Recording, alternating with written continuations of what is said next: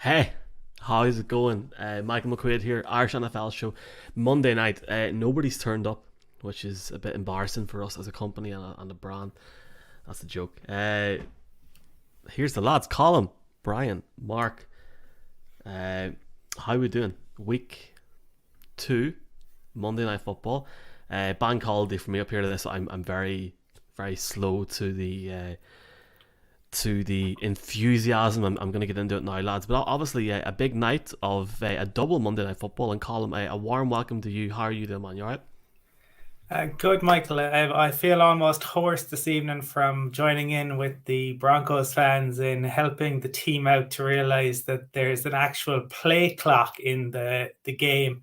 A new addition, obviously, that the NFL brought in just this year, given the struggles that the Broncos and Nathaniel Hackett seem to be having currently. Brian, we'll just get out of the way now. You're obviously not going to pick the Eagles tonight. I haven't made me pick yet, Michael. I'll refer to that later on in the show. I don't want to ruin it for everybody who's jumped on just to see if I'm going to pick the Eagles. This witching hour is becoming just truly unbelievable to watch every week. We're only 2 weeks into the season and there's so many talking points, and some of the games last night which looked totally over and blowouts. Somehow teams came back and had miraculous comebacks, and it sets the scene up for again another great Monday night with two games tonight, and I'm sure we're going to get into lots of bits and pieces around all these games. Mark, how are we doing? A big week two in the NFL. We are now outside of 2 weeks away from London town. It's getting good. Michael, it never ceases to be good. I'm reminded in 1986, Michael, Graham Gooch turned around to Ian Botham and asked him, "Who writes your scripts?" He'd come back from a ban for marijuana use. His first ball back, he takes a wicket. His second over, he then breaks the world record for most wickets. And Gooch's line was, "Who writes your scripts?" That's my line to the NFL every single week of the regular season. Like, who writes these scripts? We thought last week the witching hour was crazy and unbelievable and madness. And then this week we had two of the most improbable comebacks of all time, let alone all the other great drama that went on. So who writes this, Mike? I didn't get any of that. Let's just. I don't know who that is. So let's just go on. We're presented by Cassidy Travel, Ireland's biggest travel agent. Check out the information in the bio, both on the podcast and the email. Email Jamie if you want to go on your own NFL style holiday between now and Christmas, or the fact that you've now got week 17 and 18, the other side of Christmas or the other side of Crimbo. Check it out. You can have your own holiday. Check out the link for Game Pass as well in the bio. And a warm welcome to everyone watching live or listening to a podcast. And we are sort of blown away, folks, by the support in the podcast. So thank you all very, very much. And obviously blown away by the people that are watching on YouTube and Twitter as well. If you are watching live, please do leave some questions, comments, and we'll get back to that at some point in the broadcast tonight. And we will give as much detail and attention as we can.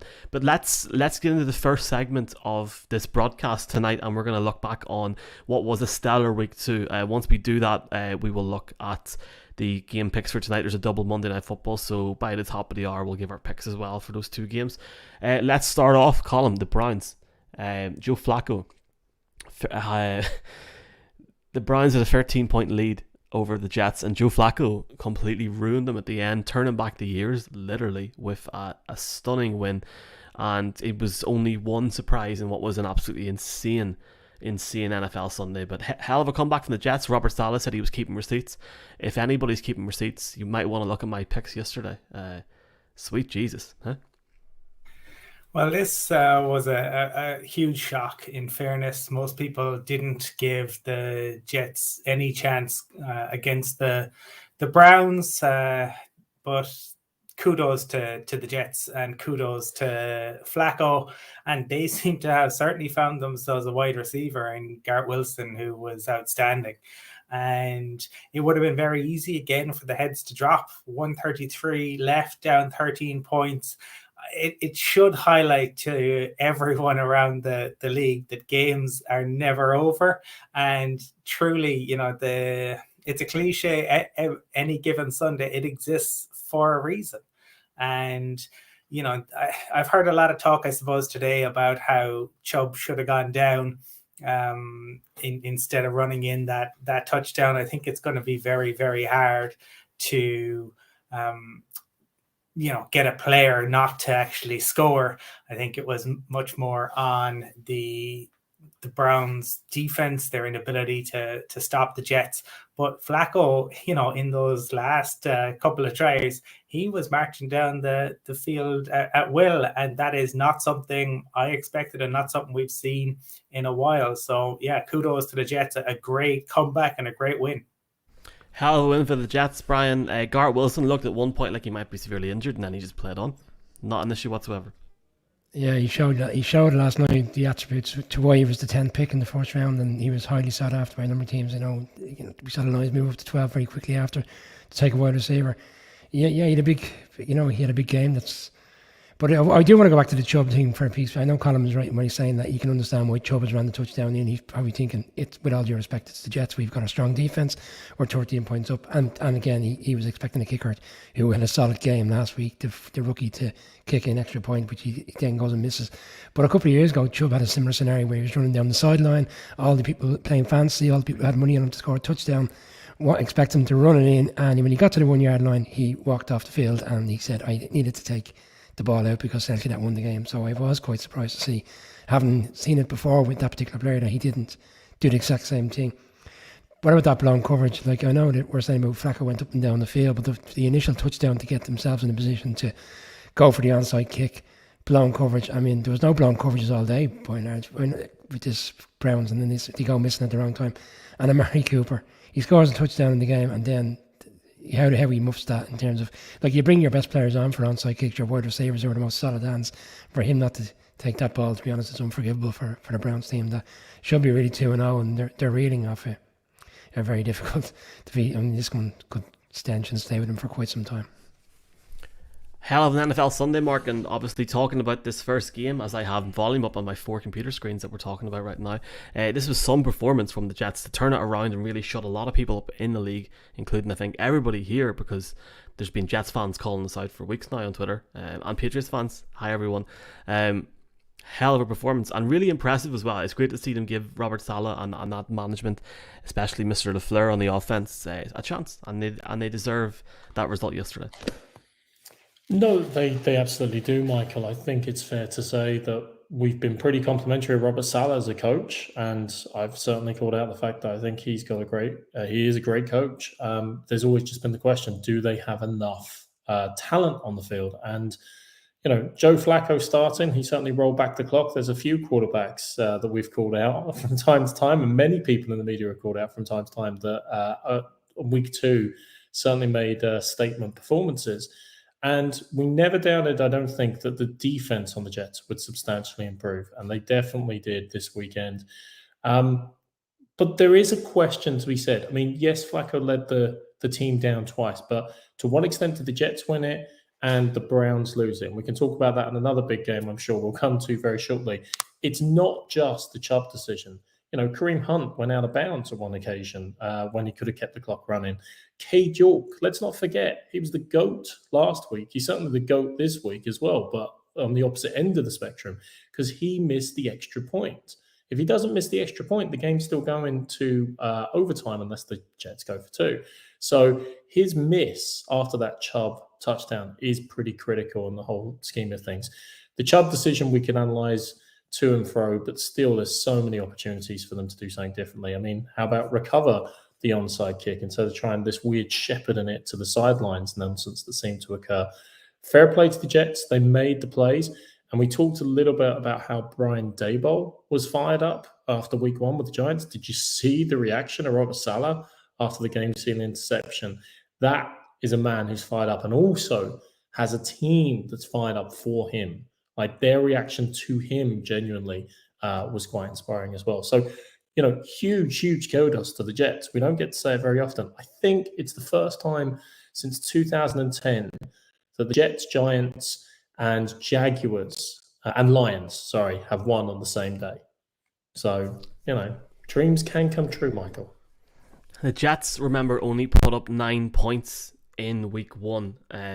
In the game, yesterday they gained 402 yards of offense and scored 14 points in the game's final minute and 22 seconds with Joe Flacco a quarterback. The question that I have for Cleveland is, we can sit here and we can make complaints about the quarterback saying that, well, he's out until week 13, he's not going to be back until that Texans game. Well, if your defense isn't going to show up, then what's the point? The secondary looks completely inept at the minute, and I just can't see how, if they play like that for the next 4 or 5 weeks, that they'll continue to win a game. I mean, who did Cleveland beat week 1, lads? The Carolina Panthers, who went and lost to the New York Giants yesterday. I mean, literally. And look, fair play to the Giants. I'm sure, no doubt, that they're probably one of the discussion points in this broadcast today, so we'll talk about them at a later point. But I don't know what to say about the Browns, and I just don't get the whole hype train now, and I don't think they'll perform well enough before Deshaun Watson comes in. And talking about Deshaun Watson, just to call out some of the fans of the Cleveland Browns and the way that they were going on yesterday, and so I'm not going to go into detail on it, but I can't root for that. And I think any football fan outside of the Browns, and look, there's Browns fans in Ireland, and I'm sure they're very conflicted, but the fan base, a lot of the fan base were letting themselves down yesterday, and I don't, frankly, as an NFL fan, have time for that. So I'm delighted for the Jets, who deserve, and they're putting a lot of effort in regardless of the whole situation with Zach Wilson being injured at the minute. They're putting the effort in. You can see the dividends being paid off yesterday, and fair play to them. One thing with Jacoby Brissett, like we spoke during the off season around the fact that he's purely going to be a game manager by and large, but he did game manage the game very well. Like, it was a complete meltdown. They had 13 first downs in the fourth quarter alone. Like, there's an offense that's put themselves in a position to win the game, and you can't put it on the likes of him. He's played 2 games, but this season he didn't give away any interceptions last week, and he won the game essentially. And then they have this complete meltdown. So I don't think we should be dismissing the Browns just yet because of this game. We've seen many times in the league. Like, we won't get into this game in too much detail, but we saw what the Falcons had the ball at the end to beat the Rams, and you just never know on any given Sundays to say. Look, Brian, just one thing is, the last 2,229 teams to have a lead of 13 points or more in the last 2 minutes of the game all won. The last team to fail this miserably and lose in such spectacular fashion were the Browns in 2001 against the Bears. This is a reminder, your weekly reminder, if anyone needs it. God hates Cleveland. There we go. Lovely. I don't know how this wasn't top of the list, but let's talk about this. A quarterback in the league yesterday, threw for 318 yards, 3 touchdowns, and I said that as loud as possible on the audio podcast, shouting it down the speakers, and rushed for 119 yards. Never mind the fact that his two main receivers in Bateman and Mark Andrews had over 200 yards on the day alone. But then go to the other side of the ball, because Tua yesterday had 6 touchdowns and 470 yards.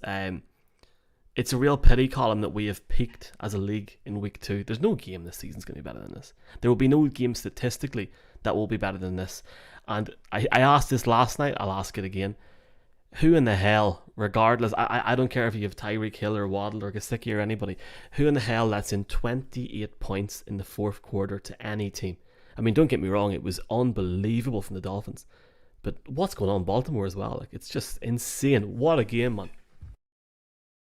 Well, the reason the Jets were top, I told Brian that because I think the Jets deserve some love. And in fairness to one, I go back to it, 133 and 13 points down.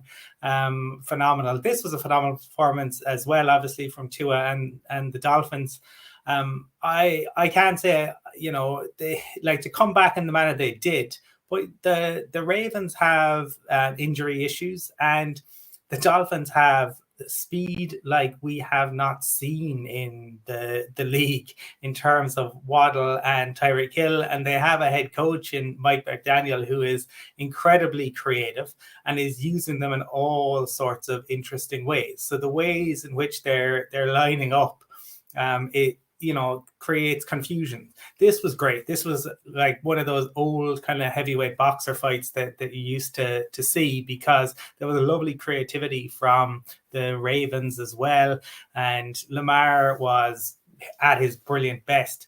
But if the Dolphins can keep their team fit, they are going to cause all sorts of trouble, because how do you keep up with Tyreek Hill and Jalen Waddle?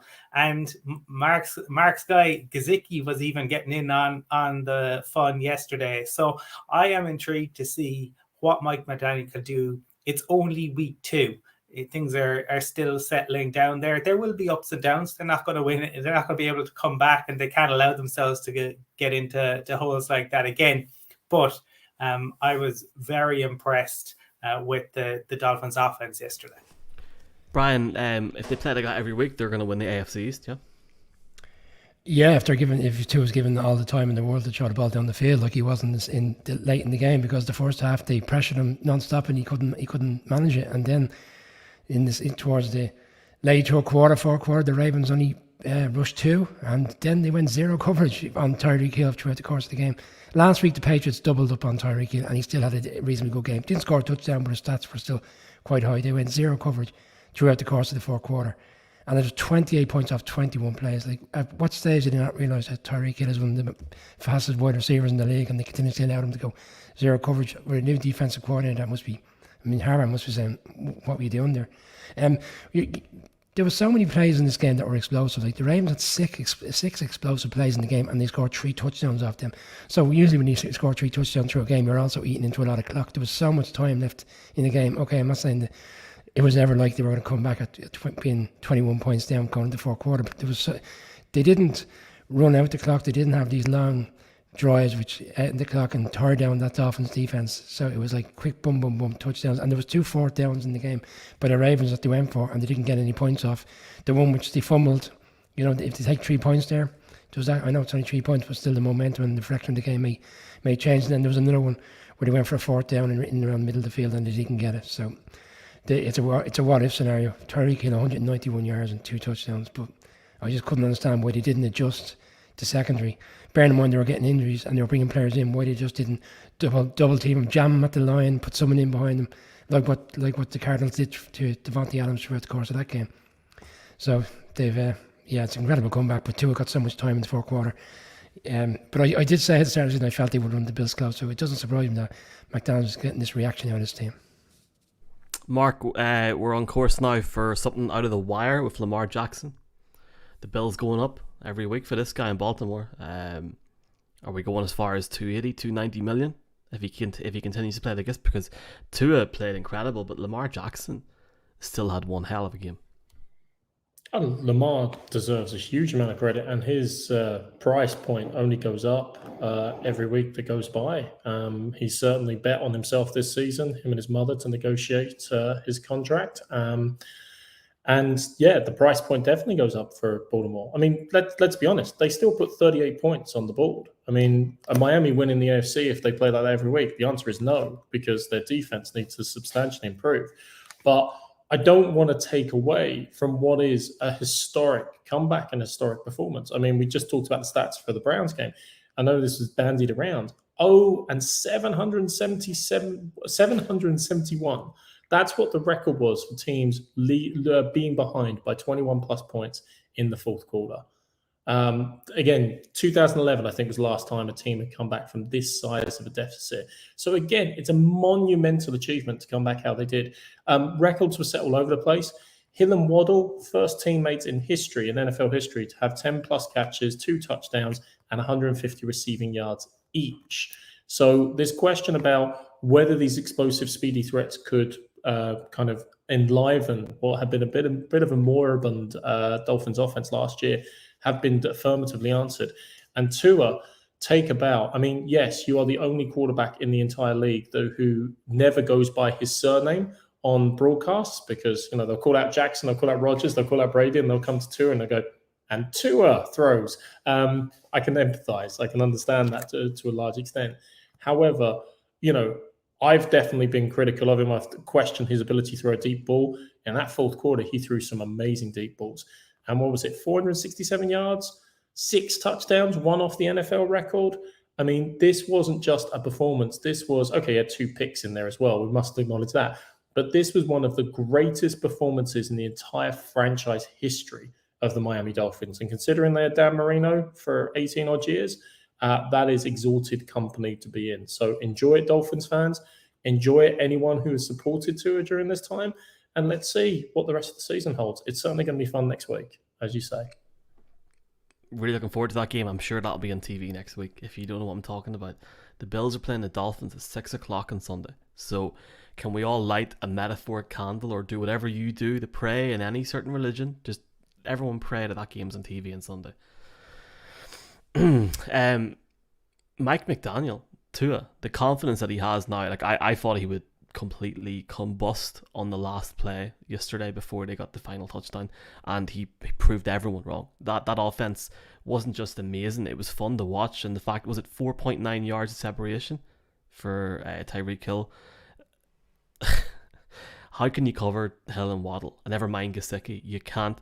That could be a huge X factor for him down the stretch if they can keep them healthy, but more so if they can keep them fit. So we will see what happens. And look, very, very good time for Dolphins fans. I would go as far as saying, because I don't think the Ravens are getting as much love today. They shouldn't, because they, completely bottled the lead. But there still are many positives there that I'm sure we'll talk about throughout the season. And Lamar Jackson looks incredible. He can be a franchise quarterback, an MVP type performance yesterday, even though the other quarterback in the field had an incredible performance. And I'm looking forward to seeing what they can do down the stretch. That is the end of this segment on recapping on a Monday night for Sunday week 2 of the NFL season. Do stick along if you're listening live, and if you're on the podcast network, you can check out the other segments where you get your podcasts.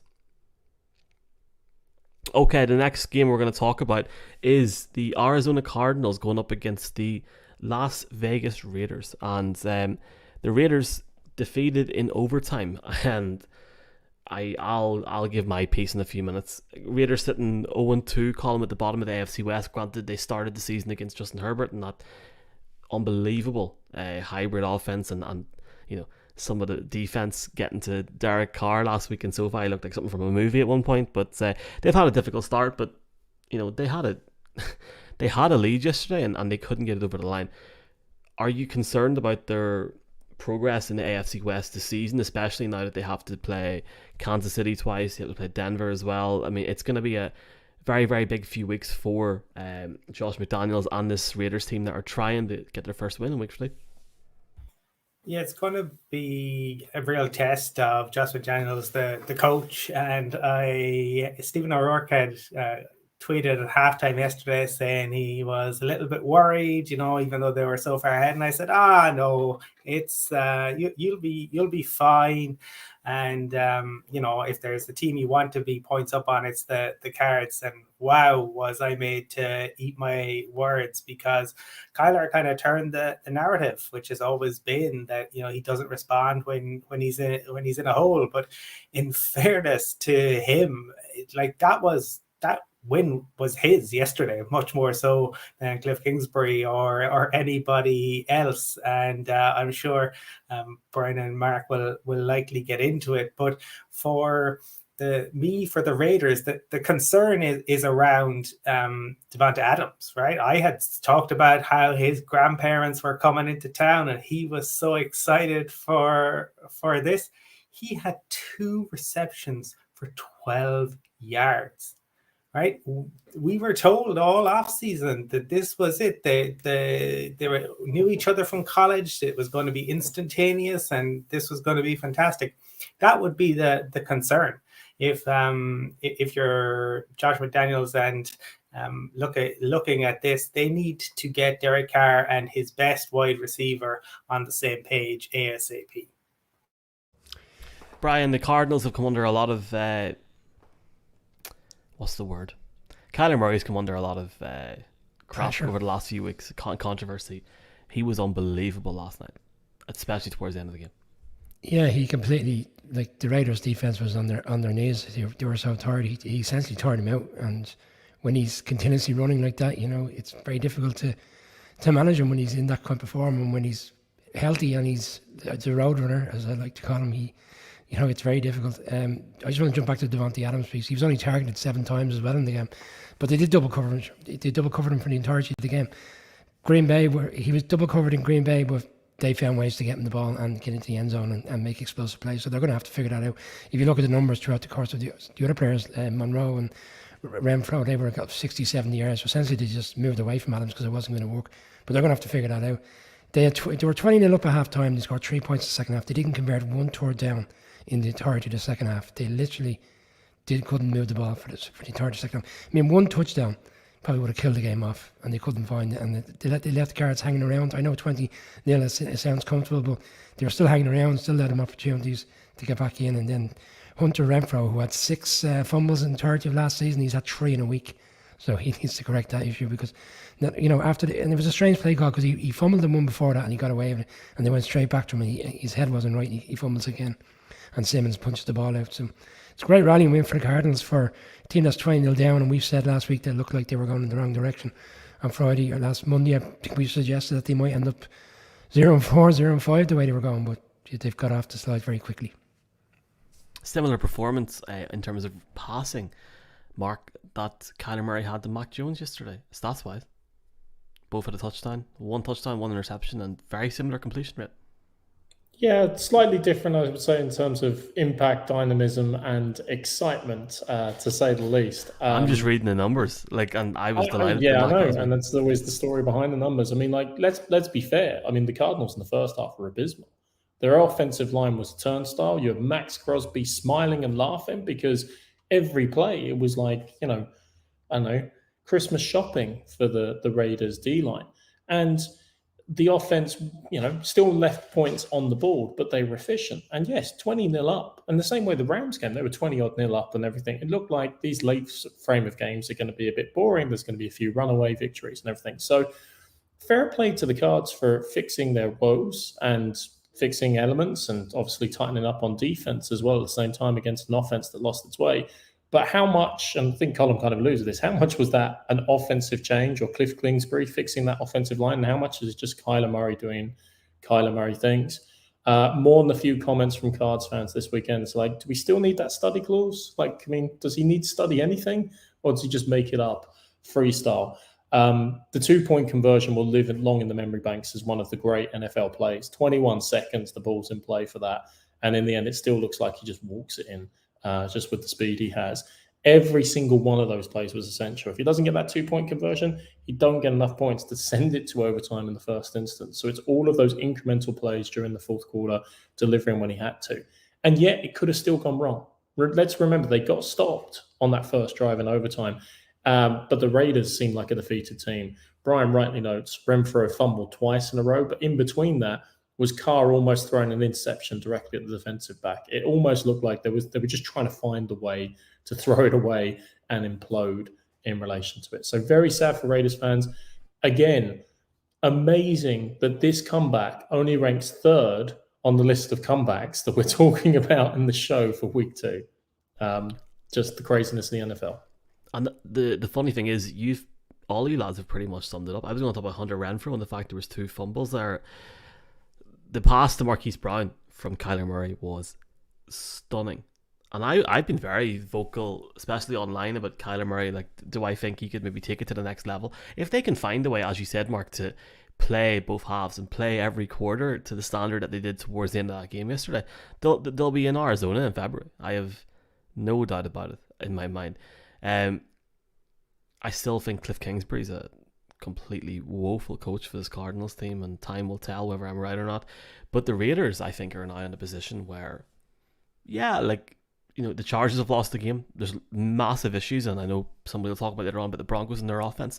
The Raiders are 0-2 going into week 3 of the season, and people had them to win the West. Davante Adams' lack of involvement in Sunday was staggering, and I think it's going to be intriguing to see what happens over the next few weeks there. And I, for one, can't wait to see, because Derek Carr was the one that came out in the off-season to say that no one's giving him a chance and there's a lot of pressure, and it's going to be interesting. Brian, you have a quick point to make. I just think we shouldn't overreact to certain teams who are 0-2, because teams could have gone very different from many teams, and not just referring to the Raiders. There's other teams that are 0-2 that have lost games, close games in both weeks. Of course, but they blew a 20-point lead. They were 20 to 0 up in the third quarter. I know, but they could right the wrongs next week very quickly, and then the narrative changes. So, yeah. Well, they have a difficult one next week. They're home to the Titans, and again, we'll see how the Titans could be 0-2 going into that game, depending on how tonight goes, and a lot is expected of them. Let's hope that game's on TV as well on Sunday. I'm setting the bar straight here now for all these TV games. Right, Bucks going up against the Saints yesterday. Colum, I'm intrigued just to talk about this for a start. Like, I'll let these two lads talk about the game. You text me at 5 o'clock yesterday with a video of Tom Brady walking into the stadium. Who's his dietitian? Can I have his number? And he didn't look bothered. Like, he just seemed, there's something different about him. Am I losing my mind here? And I don't want to ask Mark this because I'll get a biased response in a good way. Oh, he's fine. He doesn't look interested at all. He does not seem the same interest in Tom Brady that he has been. Statistically, over 2 games, he has thrown 1 touchdown. He hasn't been over, I think, 210 yards in either game. And he has a hell of a test in week 3 going up against the Green Bay Football Packers. How many touchdowns has he got? 2. It's 100% increase on what you were saying. I thought he only had 1 touchdown pass each game. No? Oh, 1 per game. Sorry, Michael. Yeah, one per game. One against Dallas and 1 against the Saints. And Lenny Fournette wasn't effective in the run yesterday at all. The Saints found a way to stop the Bucs, sort of, but then Jameis Colum turns back the clock to 2020, 2019 and throws 3 picks. What a game. What's going on in that division? Because you got Brady, who's out the door, out the gap, as some lads say in the South. Baker Mayfield, who couldn't beat the Giants, fair play to the Giants. And you've got the Falcons, who look for like half the game, and then they go mad, and then they come back, and then they don't come back, and Arthur Blank's a joke. And then you got the Saints, and we don't know what's going on. That division at the minute is just what's going on. Please explain to me what's going on, because I need to know what's going on. Well, I think it's a different thing for Tom Brady, but I've said it on the show numerous times. It's Tom Brady's universe. Like, we saw it all yesterday with Brady. He didn't have a good game. He threw the toys out of the pram. He started a fight. Well, Bruce Arians started the fight. Tom got involved, and he still ends up winning. Like, it doesn't matter. Like, it's the Gary Lineker quote about, football is a simple game. 22 players chase a ball around, and the Germans always win. Yeah, football is a simple game. 22 players chase a ball around, and Tom Brady always wins. I do think wonder what Bruce Arians was at. Right? Why is he on the sideline? Why is he looking to antagonize? He's no longer involved there. And I get it. You win a Super Bowl and you get all sorts of the club bestows all sorts of honors on you, but he shouldn't be on the sidelines winding opposition players up. And that worked. I mean, look, the Saints fell for it, but Marshawn Lattimore gets absolutely flattened by Mike Evans, who again got sent onto the field by Bruce Arians. But this is the Bucs, outside of their struggles on offense, their defense was absolutely stifling. Saints didn't help themselves. Jameis is playing injured, but the Bucs are the Bucs. There's nobody in the NFC who is going to want to face the Bucs, and whether that's the Packers or whether it's the Rams, and whether it's on the road or not. There's a reason I picked the Bucs in the preview, because you just can't bet against Brady. Brian, do you agree with me in any way, shape or form? There is a difference there, surely. But Gollum's spot on. It's going to be tested on Sunday when Rodgers pulls into town.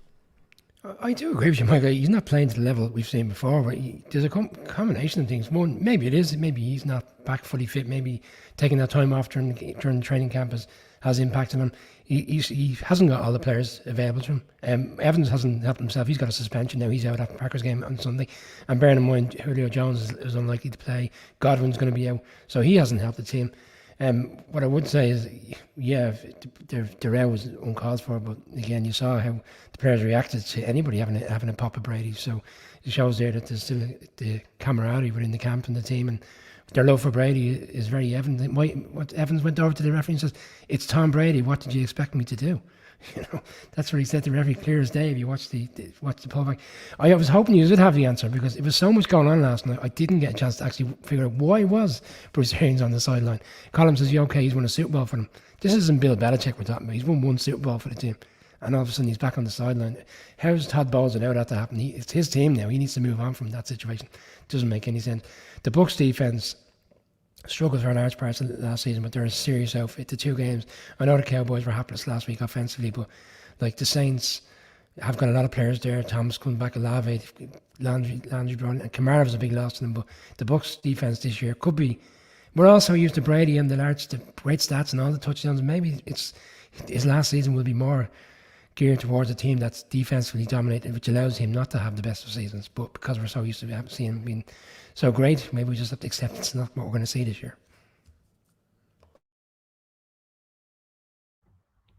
I was waiting for you to set me up, Michael, but it's all right. I've not on to set up. I mean, let's see what happens next Sunday. It's okay. No, what I was going to say is a couple of things I'd just add to what the lads have said. Like, one, Jameis Winston apparently is playing with literally broken bones in his back. So credit to him in terms of toughing it through. However, 3 interceptions in 13 minutes at the end of the fourth quarter. I mean, the Bucs kind of feasted in many respects on his lack of mobility and to see clearly carrying injuries in that regard. Lattimore's ejection is the most surreal thing in the whole piece. The only way I can justify is because it did launch a 106-man scrum in the middle of the field, that the referees, instead of trying to interpret through who exactly threw who and pulled who at various stages, were just like, look, how did this all start? It was Evans and Lattimore again. Look, let's just eject one from either side, offset penalties, and be done with it. So practically, I think he's a victim of the subsequent circumstances, though not as if he had done something as egregious as Mike Evans with a bit of a cheap shot, in fairness, from the side. But yeah, Brady's not the same. I mean, he's not putting up the stats. The Bucs offensive line was dominated by the Saints, and we've talked a little bit about the loss he's had through the interior line there. And as Brian kind of alluded to, those targets have all changed. Didn't have Godwin, didn't have Jones this game. Obviously lost Evans. I mean, he's throwing the touchdown to Perryman, which wouldn't necessarily be his first read in those circumstances. And the Gronk security blanket isn't there anymore. So is this something that's inevitable decline and he's going to start noodle-arming it like Peyton Manning did towards the end of his career? Maybe. Or maybe it's something that just evolves as the season evolves and unfolds. The reality is, Evans had to come on to protect the OAP. You know, you give up your seat for an OAP. You've also got to protect them from mouthy cornerbacks as well, apparently. And we'll learn a lot more. We will learn a lot more about this Bucs next week. But for once, I won't be interested to see Brady versus Rodgers. It'll be that Bucs rushing defense against that Packers rushing offense will be the interesting matchup for me. Yeah, I was looking at tickets for the Packers there, and I seen, obviously just for the game in a couple of weeks' time in London, and I seen it's like $750 for a ticket. So for this game, and it could be Rodgers Brady's final game together. Who knows? Maybe Brady will throw a touchdown in each game and get to the NFC Championship game. That is the end of this segment. If you want to listen to the other segments in the podcast, please feel free to do so. I really appreciate your support on the podcast, folks. Thank you very, very much. Okay. Right, let's talk about this Detroit Lions team, who I've really enjoyed watching in terms of their offense, Colum, over the last few weeks. They look reignited. Amon-Ra St. Brown looks like an absolute star, but I'm not going to ask you about that, and I'm not going to talk about that. I'm going to talk to you about the Washington Commanders. Carson Wentz yesterday only had one registered interception, but some of the quarterback play that I seen yesterday was upwards of some of the worst that I have ever seen in the league. What in the hell was Ron Rivera thinking, bringing him in? And the funny thing is, he probably could have done a better job than Matt Ryan did in Indianapolis yesterday. Hold on, are the Colts a talking point in the show tonight? Yeah, I think so. Oh yeah, they are happy. That's fine, because I can't wait to talk about that. What's going on, man, with Washington and Carson Wentz? He's got offensive weapons in terms of the rush and the pass, but he can't throw the ball straight. I mean, we've got a serious issue here, because he thought at one point last night he could fire the ball down the field to, I think it was Dotson who was open, and it didn't go anywhere near him, and the play itself was disgraceful. And then he threw the ball, I think it hit off a guy's back as well. It was like a 5-year-old playing Madden at one point, as Mark leaves us on the video segment of this broadcast. But this is Carson Wentz. We talked about it when the trade happened. It seemed like they panicked a little bit in terms of Rodgers signed the deal. Wilson went to the Broncos, and they had to do something, so they kind of went and got Wentz. The thing with Wentz is he he can make great throws. There's no in the middle, right? Carson Wentz is never somebody who's going to move you methodically down the field. He's either going to throw these incredible bombs, or he's or through tight windows, or he's going to do what he did, Michael. Yeah, close your eyes and heave the ball downfield, something akin to what you imagine Uncle Rico would be like if he actually had to play a game. There's no fixing that. Okay, Carson Wentz has gone through a number of different teams. He's had guys who've believed in him. People may or may not have seen the interview that he did back in August, where the interviewer got pulled up for it, and it seemed a little unfair to me because he was respectful enough, but he kind of said, you know, what's going to be different here with the Commanders? We've seen what you did with the Eagles. We've seen what you did with the Colts. Why is it going to be different? And Wentz didn't really have an answer to it. They will win some games because of the talent that they have, but Carson Wentz is going to cost them other games. And for me, I'll let Brian and Mark talk about the Lions. I just want to say, not only are they winning, they're entertaining. I don't think we really need to get into Carson Wentz because he's so inconsistent. Like Colum's nailed there. He's either really good or really bad. There doesn't seem to be much of an in between. 6 punts in the first half and a safety. That was the entirety of their first half. They couldn't move the ball. What's more disappointing for me, and it was the same last week, and they got away with it last week because the Jags ended up taking field goals as opposed to touchdowns, and they went for some fourth downs and they didn't make it. Their defense. When we did I know we're going back a long time now. Last season, we all picked Washington to win the division, and we were raving about that defense and how strong they were going to be. They were 32nd against the run last year, and they haven't sorted that out because Swift and Williams ran all over them yesterday. And Swift had these big plays for 30, 40 yards, and he came out of the game. Williams came in, the former Packer, and he ran all over them. And they just couldn't stop it throughout the course of the game. The Lions eased off and let them come back a bit. And the minute they came back a bit, Goff just got it going again. 20 for 34, 256 yards, 4 touchdowns. Jared Goff going up against two defenses over the past week, which I've questioned that Eagles defense. I'm not sure how really good that defense is. And the Washington defense doesn't seem to be any better. And they don't make change. Del Rio was brought back this year, and there was questions whether he'd be brought back. They're running it back with him as defensive coordinator. If there wasn't the off the field saga going on with the owner, he'd be firing people by now, but he obviously can't do that because there's so much heat on him, because he's been prone to get rid of people. I read something today, he got rid of Marty Schottenheimer when they had an 8-8 season, and it looked like they were going in the right direction. And he just can't, I imagine he wants to make change, but he can't. And I'm not sure where this team is going, but it certainly isn't all on Wentz. Let's be fair, the defense was a shambles yesterday. Yeah, I mean, Goff deserves a bit of a call out. Brian just called out stats before touchdowns. We've been very critical of Jared Goff. I've kind of questioned what the Lions are thinking. Continue with him as a bridge quarterback. They're surely going to pick a quarterback high in the draft in next year's draft. But for one day at least, he came back and reminded everyone of the talent that he does have. I mean, it was a real, was John Travolta going to walk in the room? It was comeback day, wasn't it? Flacco coming back and Tua coming back and Goff coming back from all the criticism they've had in the past. So that was a big part of the storyline. St. Brown is a superstar. Quietly finished the season, if you like, if you can finish it quietly with, 10 catches roughly on average per game for the last 8 games, a couple of touchdowns, nice yardage. And he started this year like an absolute rocket ship. So he is one of the more exciting players. But as Brian said, Colum said, they were entertaining. It was an entertaining. Usually I love the Lions for red zone. There's going to be some failed comeback towards the end, or they're going to blow a lead in the last few minutes. They're the epitome of the 6 p.m. red zone team. Always a bit of fun in the witching hour, kind of trying to make the improbable happen. But they dominated this game. I felt strong about this beforehand, that the Lions would win this game as well. And they proved it. They won a winnable game. I mean, what is it? When we combine all these results together, I kind of think of the old great Vin Scully line.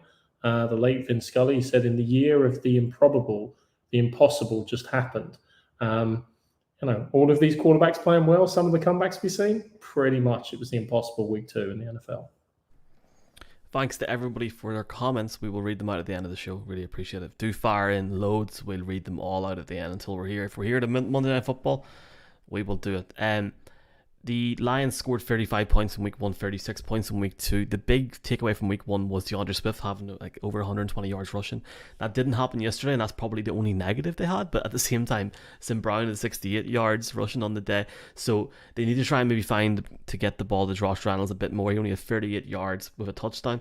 And DeAndre Swift as well on the receiving. But Jared Goff had 4 touchdowns on Sunday and had over 250 yards passing and quite decent completion average, and the confidence that Dan Campbell has in this team and the way that they're playing, it's fun, it's good to watch, and frankly I can't wait to see how Minnesota do tonight, because Detroit could be a really interesting team to watch this season. I'm just going to jump straight on to San Francisco and talk about Trey Lance.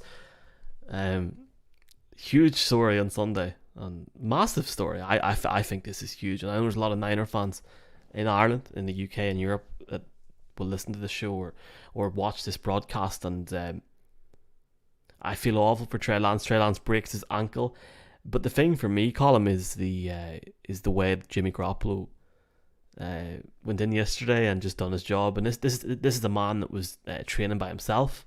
He wasn't deemed fit to train as a backup because he was going to be traded. Nobody went in for him. Jerry Jones didn't go in for him.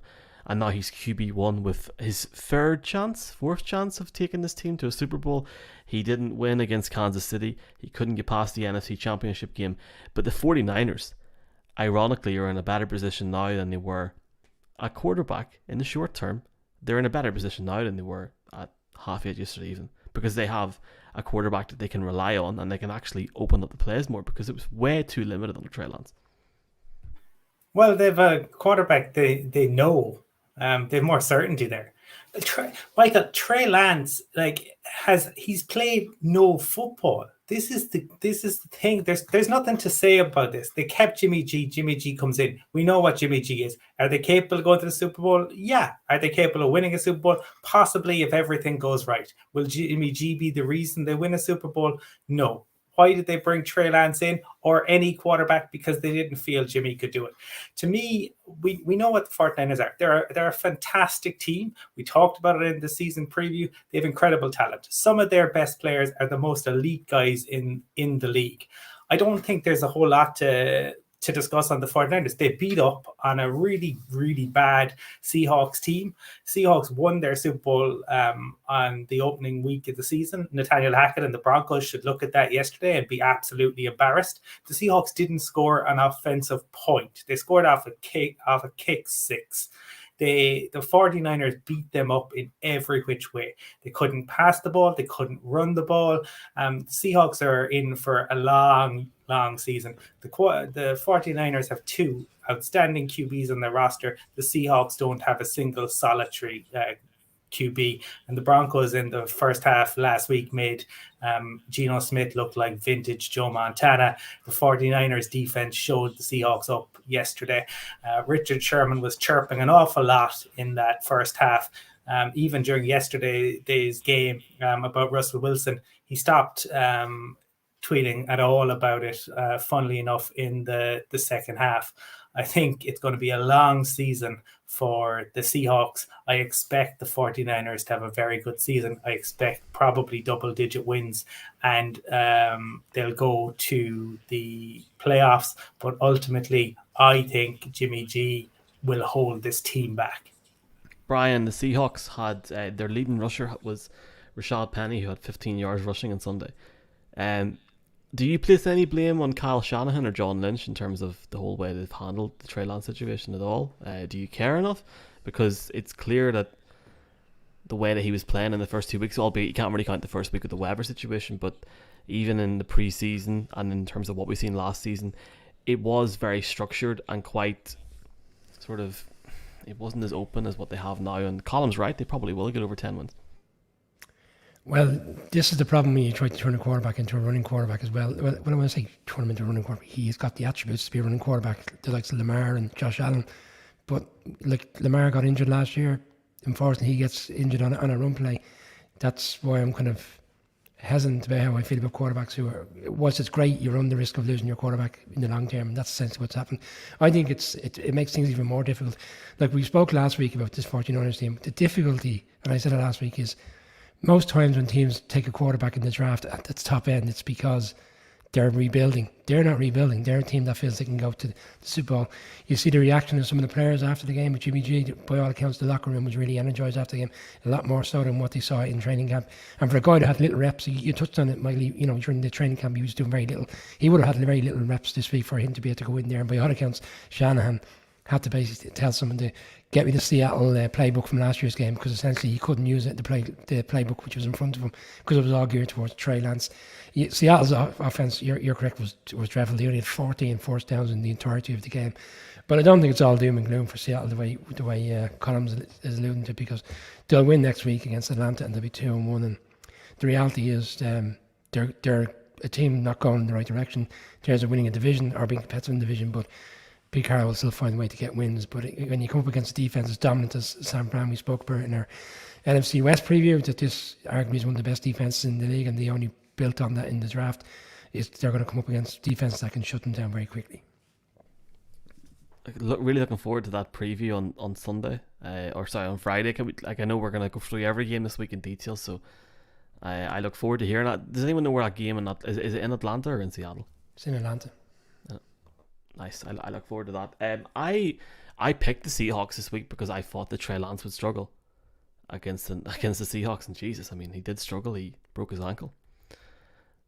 He's out for the season. I mean, I actually was gutted for him last night whenever I heard about it. It's awful. It's something that you don't want anyone to go through, especially for him, because he's now going into 2023 and he's only played a handful of games, and you have to ask, where does that put him in the long run? Mark, I have taken over your segment here, so I'll very quickly shut up and put it to you. But my bad. Okay. I feel really bad. I don't really. It's too late at night to care. But I will say this very quickly, Mark. The defense for the Niners looked fantastic, albeit against a lackluster Seattle side, and it does make you wonder why pump them up for one game and then go in like that. It's strange, but disappointing for Trey Lance. But the Jimmy train moves on, and I'd say Kyle Shanahan was. When Kyle Shanahan said Monday, Mark, that anybody is open to trades in this team, anyone at all, and look at him now. Well, I have to laugh. I'm sorry, I have to laugh at that. I guarantee you won't be trading Jimmy G now. That's for sure. But they need a backup quarterback pretty quickly. It's actually notable for me, Michael. I just wanted to call out as well. We had some great videos from people or photos from people attending games in the US over the weekend. We'd love receiving them in. Stephen, I think, took a shot of the New Orleans pre-game and sent it to us, and Christina and Richie were over at the Patriots Steelers game and things like that. I actually had through work a number of friends who are Seattle fans in Santa Clara, and they were messaging me saying, we're feeling really up for this game. Yeah, the messages kind of stopped very quickly after the game started. It was a pretty clear situation that they were outmatched by the 49ers, especially on defense, as you rightly call out. But the quarterback situation is fascinating to see in San Fran when you consider that 4 out of the 6 seasons that Lynch and Shannon have been there, they've actually lost their starting quarterback to injury. There was Brian Hoyer one year, so you could argue that was always an improvement, but it's actually been Jimmy G in 3 other years. I mean, the one decent year they probably got a health, they went to the Super Bowl. So they are used to dealing with this scenario, and it's remarkable now, obviously, that Jimmy's the pitch, the backup. He's the pinch hitter kind of coming in this regard. And he is a known quantity, though. At least you know what you're going to get with him. Okay, through, 150-odd yards, reasonable completion percentage, 1 touchdown, didn't make any big mistakes. That's what you want from him almost. Like, don't make any big mistakes. Make the throw on 3rd down if we need to. Stay consistent. We're going to have to rely upon our defense, and we're going to have to rely upon our run game. But Trey Lance, fascinatingly, is still going to be an enigma next season. And when you get in the season potentially after that, Colum alluded to it, North Dakota State, he only had 1 year of college football. He will only have had 4 games as a starter in the NFL. And then it's all about, well, did he recover from the injury? Has he enough time to develop? How long does he need to develop? And that's going to be a fascinating scenario for them to consider. The only other quarterback I can think of that's kind of going in or going into a starter job with such little understanding of how he's going to perform was Jimmy G himself. He only had 2.5 games as a starter before he came over to San Francisco. And there was almost this 2 or 3 years of wondering, oh, well, is he going to develop? Is he going to come on along? But Trey Lance, if I can quote Winston Churchill on Russia, will continue to be an enigma wrapped in a mystery, a riddle wrapped in a mystery, surrounded by an enigma. An enigma. I am devastated for Trey Lance because we all know why. He may never play a down in this league ever again. He might not. I hope he does. That's a discussion point for maybe an off-season show. And I'm sure we'll have plenty of months to talk about that because there actually is football at the minute. The one thing I will say, and we'll stop this segment, is the Seattle Seahawks offense went as slow as the BART from Santa Clara to Union Square. There we go. Thanks so much for listening to this segment, folks. You can catch out our final segment on our podcast. Please do like on Spotify or give us a review on Apple Podcasts. It literally makes my week. That's how sad my life is at the minute. But in all seriousness, we all really appreciate it. What in the hell is going on in the NFC East? The New York Giants are 2-0. The Washington Commanders, I mean, move them to London or move them to Pyongyang for all I care at the minute. And the Dallas Cowboys, Colum, won a game against the Cincinnati Bengals, who now, as well as certain teams, are 0-2 with Cooper Rush, a quarterback. And for me, that's not even the main story here. The main story is Zach Taylor and another week of incredible decision making. An offensive line that everyone said in the offseason that they needed to improve on. It looks exactly the same. Have people got the Bengals worked out, Colin? Because it seems that they've got their number at the minute, to be honest with you. Yeah, and a lot of that comes down to Zach Taylor. I look, Brian had said it on the Friday show that this had the feel of kind of the Broncos going into the Cowboys last year, and nobody gave the Broncos a prayer, and obviously look what happened. But we all kind of felt that the Bengals would have enough, that even if it was tight, they'd have enough. But it all went very wrong. Micah Parsons, I said on Friday's show they should just play him as a pass rusher, and I think that's what they have gone with. It. He can wreck and take over games. But yeah, when you see Burrow screaming at Zach Taylor, no more empty, that tells you the Bengals have, I suppose, brought out exactly the same playbook. And we talked earlier about Mike McDaniel, right? What Mike McDaniel is doing. The fact that the Ravens are being so creative. We know McVay is. We know Shanahan is. We know teams are trying to do different things. And yet the Bengals keep rolling out the same thing over and over again. And teams had time during the off season and over the summer months to look at the tape, to figure out what the tells are. Now, can the Bengals respond to the response? That is the big question there, but it's going to need a lot more from Zach Taylor. And yeah, right now, I suppose the line doesn't look an improvement, but I think that they are being helped by the play calling. And Joe Burrow cannot continue to he has to learn to throw the ball away at times. He has been sacked 13 times in 2 games. That is not sustainable long term. He's a brilliant QB, but he won't be around for a long time if he's going to continue to take that level of punishment. Another 6 sacks yesterday. And Colin's right, I said, and then 7 last week. So like 13 in 2 games, it's terrible. But they couldn't get the run game going either. They couldn't get the ball to Chase. They're reliant on Chase to get a big play, a kind of explosive play. They put them down. They couldn't really move the ball over the course of the first half, and they got going in the second half.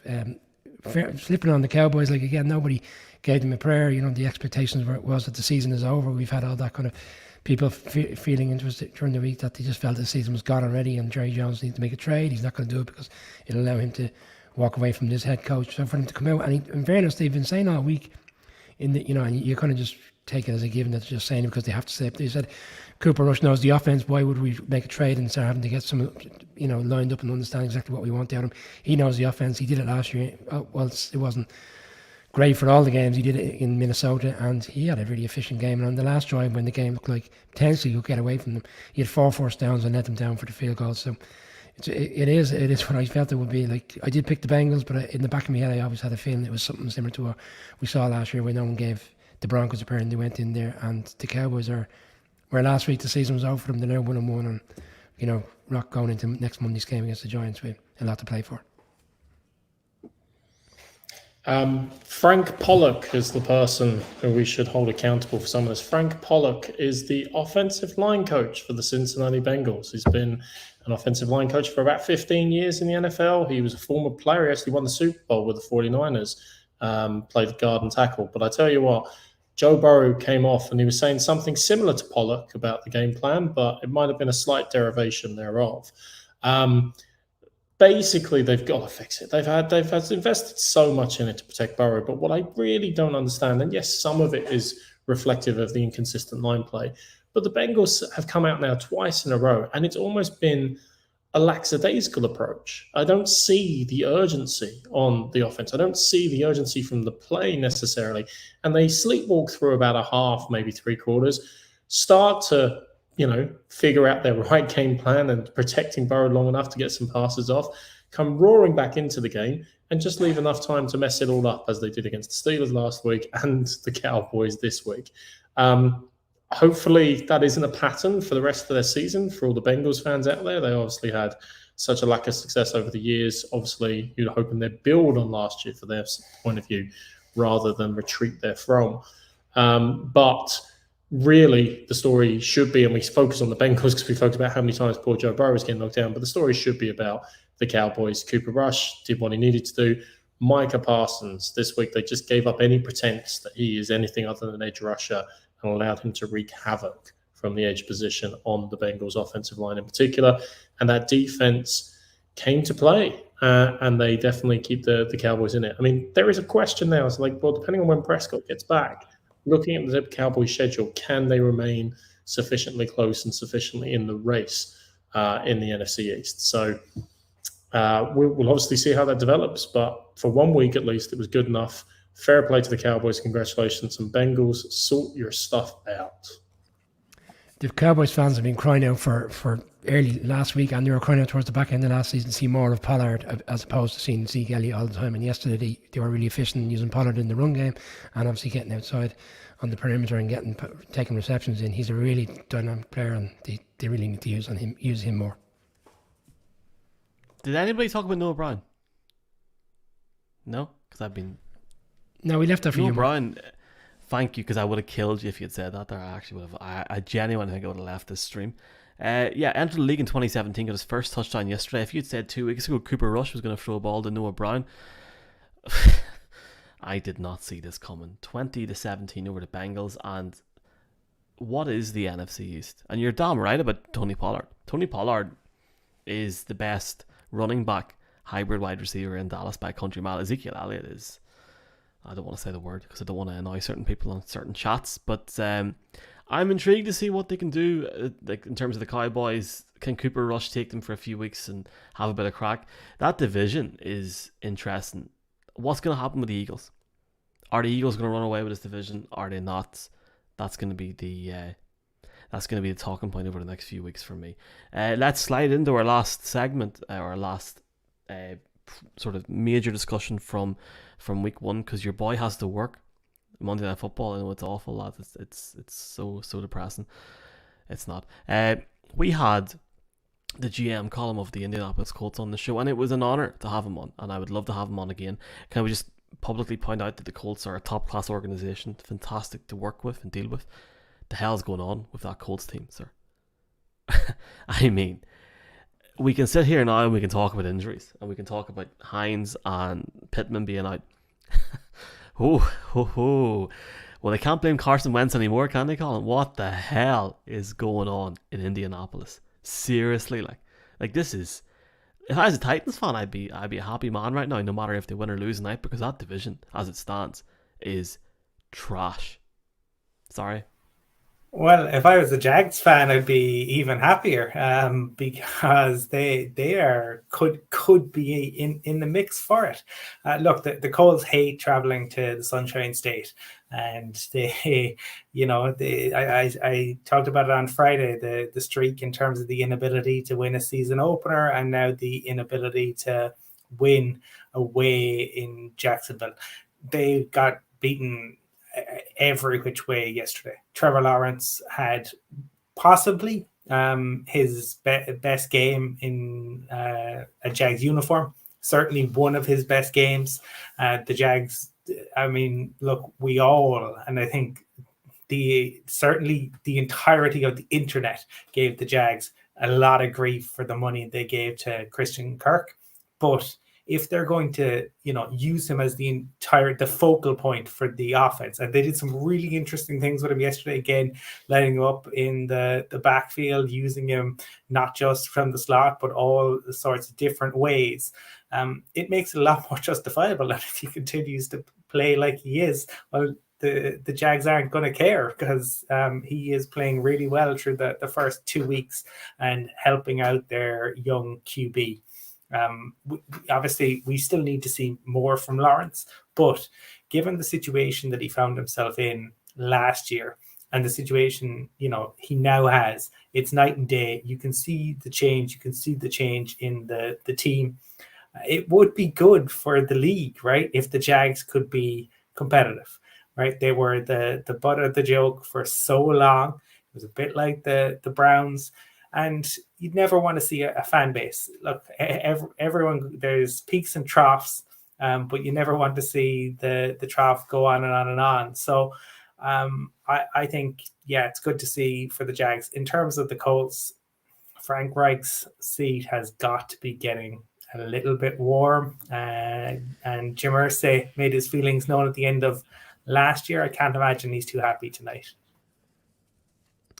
We spoke on Friday about the two head coaches. One was the head coach of the Philadelphia Eagles, and Frank Reich was the offensive coordinator at the time when the Eagles won the Super Bowl, and he certainly got the number over him yesterday.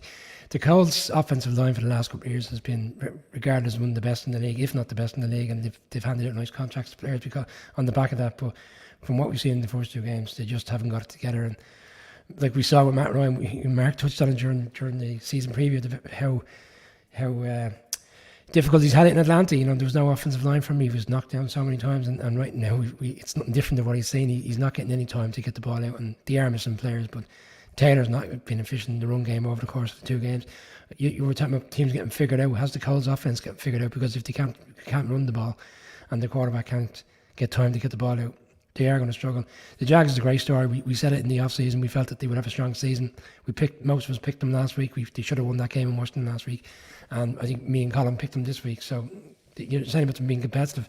They were competitive last week. It was a blowout this week. And now next week they go and play the Chargers. So let's see what level they're at come that game when they go out to SoFi next Sunday. Washington were good value last week, and I picked them, so I'm going to hold to that. Colum picked the Jags, to be fair to Colum.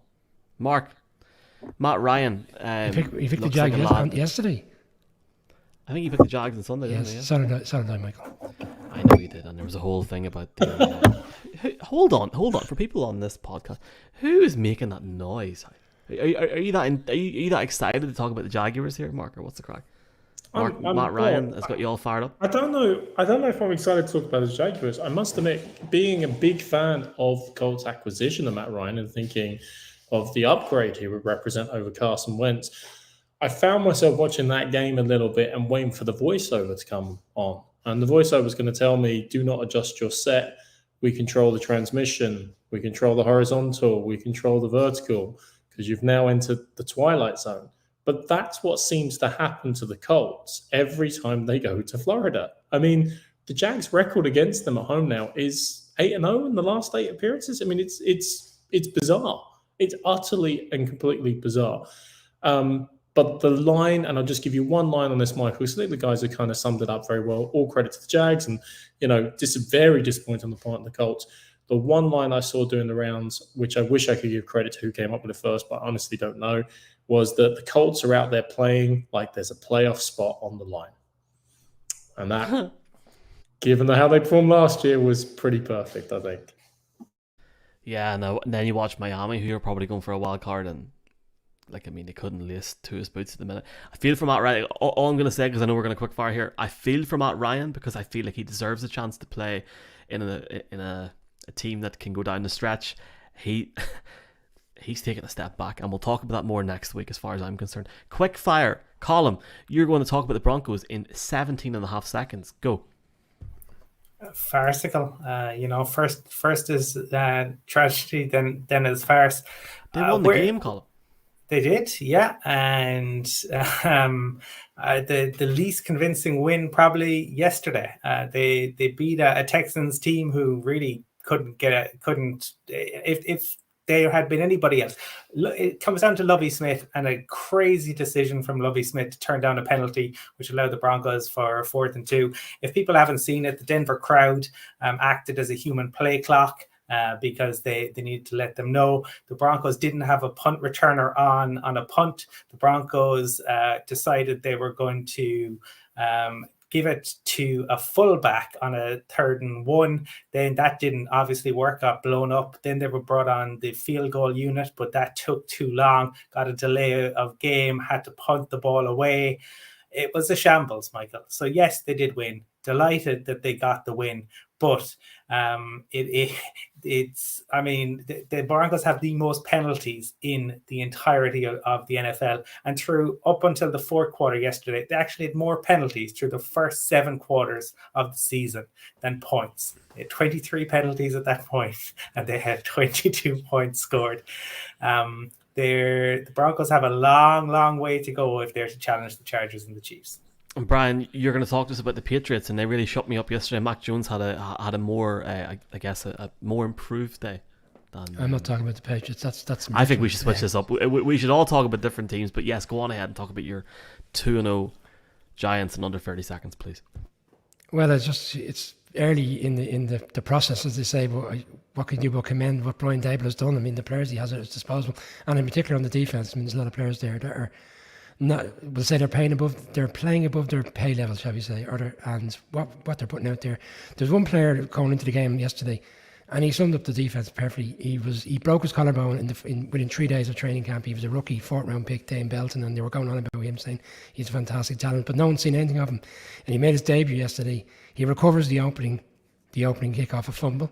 He then has the tackle on the second kickoff, and then he nearly intercepts Baker Mayfield, and he had an absolute standout game.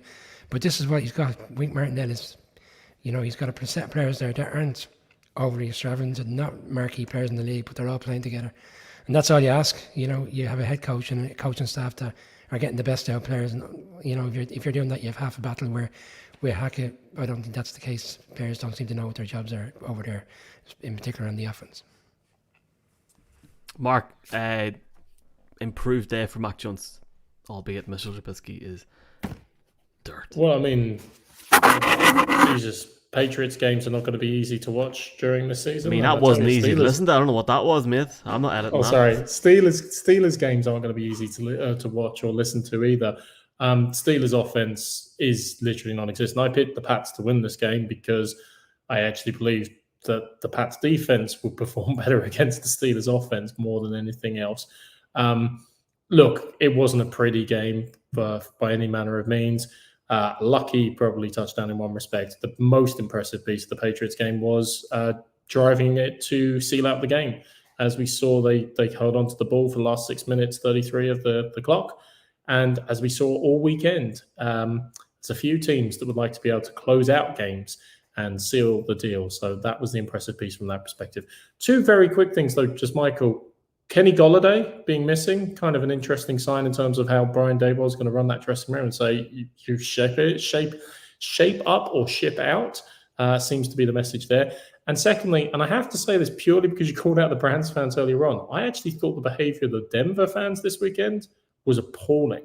I mean, you haven't even had the first half of the first game of the season, home game, and you're booing this new regime. You're doing the play clock, which is the first time I've ever seen that in any NFL game ever in history. It was actually the entitlement and the actual kind of behavior I just thought was appalling, to be really blunt with you. So I just want to call that out. I just thought it was pathetic. But, they're 1-1. They're doing well, and they'll come back and maybe they'll forgive Nathaniel Hackett and Russell Wilson someday. Mike, can we give Mark another 30 seconds just so he can complain about the entitlement that Thomas Brady showed as well in terms of levels of entitlement? All right. I agree with what he said about the fans. Fully embarrassing. Actually, I turned it off. Sunday Night Football, the Bears against the Packers. Sweet Jesus, I'm fortunate now that I can sit up to 4 a.m. and watch games, and the first 2 games of this season, my God of almighty, I hope tonight's better. And that's all I'm going to say. I have nothing else to say about that. The Bears are trash. Absolute dirt. And I'm sorry, lads, and I know there's Bears fans in Ireland, prove me wrong. You lads are picking in the top 3 next year. The Packers... Yeah, Randall Cobb was fired up. I mean, what year is it with Sammy Watkins? Let's see what they're like against Tampa Bay next week. Can't wait. It's going to be a classic. Monday Night Football. We're going to read out your comments in a second. Monday Night Football tonight. There's 2 games. And I personally think there should be 2 games every week. Let's have 2 games every week because both games are on TV in Ireland and the UK at the same time. Incredible. Colum, who you got? Vikings, Eagles. Hell of a game, man. Yeah, it should be a great game.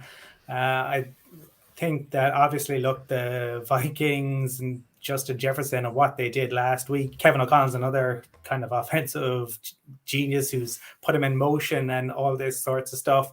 I just think that on the big emotional win over the Packers, and they really dominated that game. I think when it comes to week 2, being at home is advantageous usually, and especially coming off kind of the emotional side of things. I like, obviously, this Eagles side, given my season preview prediction, and I just think that they have different ways to win. So AJ Brown come in that first game and allowed them to kind of actually throw to the middle of the field, and for that reason, I think that in a very tight game, the Eagles are going to win this one. Which defense do I trust more to win the game? Essentially, where I'm at with this one, because the Eagles were 4-4 in the red zone last week in terms of giving the Lions 4 touchdowns when they got down there, and they're going up against what we believe is a much more explosive offense with the Vikings, and everybody for the last few weeks was lauding Cousins. He's going to be the answer this year, and he's going to have a new head coach, and he's going to be fresh, and he's not going to be playing under the Zimmer umbrella anymore, and it's not going to be any difficulty. I still have my concerns about that, but we did see last week they played well, and Jefferson was off to a great start this season. If Hurts gets outside the pocket, which inevitably he will, he's going to run for large parts. I think you look at his numbers last week, like they were staggering. They were running back numbers in terms of getting out in the run. But I think at some stage the Vikings will figure that out, and then ultimately I think it'll come down to which offense will find a way to get it done and which defense can stop them more so than the offense. And I don't trust that Eagles defense, and in particular the secondary with Jefferson there and Thielen and other players, I think. And Cook didn't really have a game last week, so I imagine he will have a bit of a breakout game tonight. I'm going with the Vikings. Justin Jefferson should be playing for the Eagles tonight. It's a draft day decision they still got wrong back then, still continues to haunt them, still means why they've had to make massive changes, obviously, even during this offseason to upgrade their wide receiver position. But picking Jalen Reagor over Justin Jefferson is one of those decisions that keeps on coming back to haunt them. Random stat of the week, Kirk Cousins is actually 2-0 versus Philly during his time as a Viking. So who knows? Maybe that is a stat that continues on. I honestly think this is a razor edge. After 1 week, I don't really feel that we have enough to fully assess how these two teams are going to play. Both of them should, and I think will, be in the mix in terms of the playoffs, in terms of wildcards, or indeed division titles. For the Vikings, it's a big, big game. They've got that opportunity after starting with great momentum, beating the Packers in the divisional game. They need to keep that momentum flowing. To me, I trust Kirk Cousins slightly more than I trust Jalen Hurts, is the delineation I draw it on. So for that reason, I'm going with the Vikings for tonight's game. Cheers. No, Mark. I'm not. I'm going for the Eagles. Saying you were picking the Eagles. Oh, there you go. That shows how tight it is, Michael. I thought I picked the Vikings. All right. But okay, yeah, and you're picking the I'm Vikings. I'm changing it to the Vikings. I'm going the Vikings now. There you go. I'm not concerned about the whole situation with the Eagles letting in 35 points last week, because the Detroit Lions offense is really, really good. Tonight is a night that Jalen Hurts and Miles Sanders runs all over this Vikings team in a game that's going to hit the over easily. I think it'll be a shootout, and I think the Vikings will lose by a field goal in a great Monday night game. I'm looking forward to this game massively, and I'll be watching this game over anything else. Okay, before we let our last game, we're delighted to partner with leading US sports betting providers, PointsBet, for the 2022 NFL season. Before you think you're going to get bombarded with free bets to sign up, you aren't, folks. PointsBet are US facing and are a really exciting employer of tech talent in Ireland. They've got their main office in Europe is in the city centre in Dublin, in Dublin's Liberties. Key members of the team will join us throughout the season. You've probably seen an interview we had last week or the week before to explain how NFL betting really works, and plus what's hot and what's not on the weekend markets. And we're excited, folks, over the course of the season to learn more about the technology and maths behind PointsBet being the home of live betting in the US. To see what roles are open in the PointsBet Europe office in Dublin, just search online PointsBet Dublin, or you can email or check out on LinkedIn dublin@pointsbet.com. In terms of betting, different podcasts during the week, the over is printing money on this game because the Vikings and the Eagles are going to score. This game, though, oh Jesus, Titans against the Bills. Colum, who have you got, mate? I think this will be a really close game, and that was even before we got the news that Gabe Davis is out. If this game was in Tennessee, I would be going with the Titans because I think Mike Vrabel teams tend to bounce back, but the Bills are special. Josh Allen is special, and the fact that it is in Buffalo leads me to believe that the Bills will find a way to win, but it will be squeaky bum time. Yeah, I think this will be. I'm with Colum. I think it'll be a lot closer than people expect. Not to get too into a betting market on it, but like it's -10 like for the Bills. I think that's quite large, and they're covering that number. The potential that's on the back of a really strong win in LA last week. But the Titans and Vrabel have a way of kind of. We saw last year when everybody expected the Bills to go in Tennessee on the Monday night game and beat them, and if it wasn't for Josh Allen's slip at the end, they would. But Titans managed to grind that out. Titans have a knack of just pulling off these results, and I could see them running them close. But I think in the end, despite the fact that Gabe Davis is out, the Bills still have too many explosive players, and Josh Allen himself will probably be running all night long. So it'd be interesting to see how the Titans react to the difficult defeat to the Giants last week. But in the end, I see the Bills just about finding the way to win. I don't see it just about at all. I don't think the Titans are as good as they were last year. I think we saw that already, and I don't think they're going to be very good tonight. Consider the last 3 games the Titans have played when we consider week 1 last season. They've been outscored 65-64 by the Texans, Bengals, and Giants. Shout out to Peter King for that one, but I particularly like that statistic, and I think it indicates a direction of travel. The direction of travel for the Buffalo Bills is up. The direction of travel for the Tennessee Titans is down. And I will happily take any point spread you like on this one in favouring the Buffalo Bills to walk it. No Gabriel Davis, no problem. This game will be over by the half. The Bills are going to win this game by minimum 14 points tonight, lads. Let's go for comments.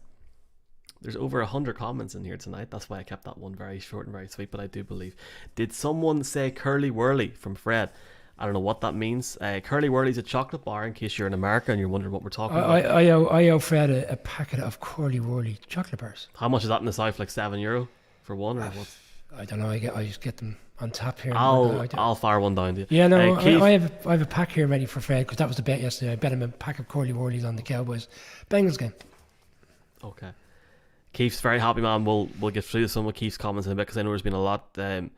Owen saying that the Niners and the Broncos won this week.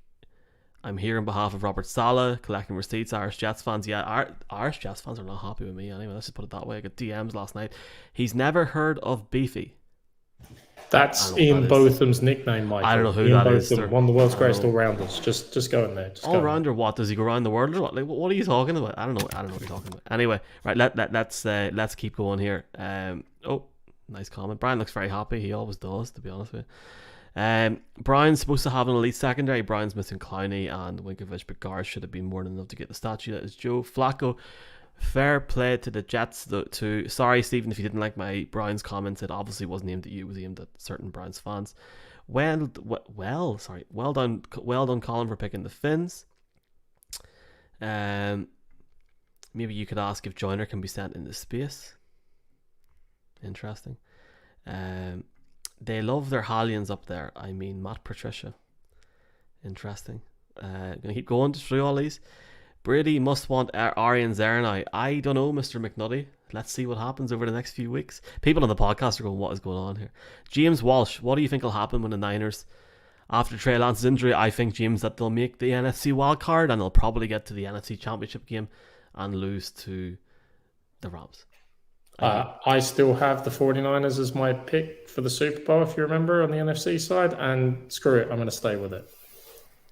Okay. Michael, I think there's a huge number of comments, and we want to thank everyone for making those comments, and some great kind of back and forth between people over Trey Lance and Tua. I know that was going on. For anyone, I suppose, who if you're listening on the podcast, the comments coming live during the show, and if you want to get involved, you can subscribe to our YouTube channel, and that's the easiest way to comment. Certainly, we always enjoy interacting with fans, whether that is on Twitter, whether it is on Instagram, TikTok, or on YouTube. So definitely do get in touch. And I would just like to say, before we sign off for the two really good games tonight, I think it is quite something that we can say on this show that certain teams are trash, and we can say that other teams wouldn't win even if they had the Lord and Savior Jesus Christ as quarterback. But fans who pay hard-earned money, literally hundreds if not thousands of dollars, are not allowed to express their opinion at terrible football that they pay their hard-earned money to go and see in the stadium. People should be allowed to express any opinion that they want if they hand over money to go and see that. The fans are booing from the stands. They're not on the side of the field inciting a fight like Bruce Arians. Big Bruce. This has been a crack. When are we back? Wednesday? Yeah, Wednesday. We're moving our Thursday show to Wednesday from this week on. Yeah, so Monday, Wednesday, Friday. 10 o'clock? Yeah? That No. sounds good. I can't do 9, so 10 o'clock Wednesday night. We are ranked at the minute number 2 in Ireland in football podcasts. Thanks to everyone for that. That means an awful lot to us. Thank you so much. And enjoy the games tonight. If you're watching from myself, from Colum, from Brian, from Mark, all of our DMs are open. Ask us anything NFL related. We'll chat to you then. Good luck.